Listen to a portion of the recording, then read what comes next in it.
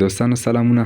که غواړئ د موبایل بعضې کوډونه چې دي یا سیکرټ کوډ یې چې ورته وایي هغې ته لاسرسی ولرئ تاسې یا په اړه یې معلومات ولرئ نو تاسې به پلی سټور ته لاړ شئ او دغه برنامه چې ده موبایل سیکرټ ټریکس اینډ انفو په دې به تاسې ډاونلوډ کړئ، له ځانه سره انسټال به یې کړئ او بیا په اوپن باندې چې کلیک وکړئ یا خلاصه مو چې کړه دا ډول سکرین به ستاسې مخې ته راشي. لږ به تاسې منتظر پاتې شئ. نو هغه نه وروسته بیا تاسې څخه دا برنامه چې ده دا اجازه غواړي نو تاسې به په خوښه مو که نوټیفیکیشنز ته اجازه کوي تاسې په الاو به کړه او کنې ډونټ الاو باندې هم کلیک کولی شئ.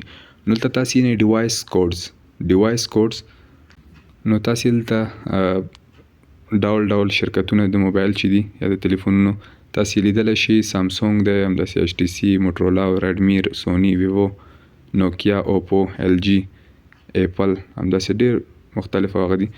نو زه فعلا دلته په سامسونګ باندې کلیک کوم.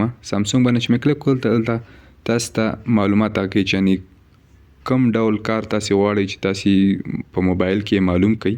نو هغه لپاره مختلفه کوډونه دلته تاسې هر هغه چې تاسې معلوموئ دلته یې کوي. لکه دلته اوس د موبایل ورژن چې ورته وایي هغه که تاسې معلومول غواړئ بیا به ګوره ستوری زینه 1 2 3 4 او بیا زینه. دا چې کله تاسې د موبایل په ډایل پیډ یا دغه تلیفون هغه چې هغه کوي تاسې دلته ولیکئ مثلا ستوری زینه بیا 1 2 3 همداسې دغه زینه چې بیا وایي دې سره فعلا ما سره سامسونګ موبایل نه دی بل شرکت والا دی ریالمي نو زه دلته نشم معلومولی پکې. نو تاسې چې هر یو هغه کو تاسې کولی شئ چې معلوم یې کړئ د موبایل سیکرټ کوډز له لارې د دې برنامې لارې. هر موبایل چې ستاسې وو نو تاسې کولی شئ. هغې ترڅنګ سیکرټ ټپس دي. سیکرټ ټپس مثلا اوس د موبایل منیجر تاسې څرنګه هغه کولی شئ فالولی شئ.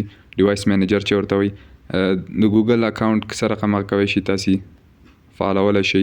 همداسې هر شی هر څوم بعضې پکې اوس لانګر بیټري آن سمارټ فونز څرنګه کولی شئ چې تاسې د بطرۍ ښه صحت دپاره یا د بطرۍ چې ډېر دوام وکړي هغه لپاره تاسې څه کولی شئ. نو دلته مختلفه ټپونه هم دي پکې.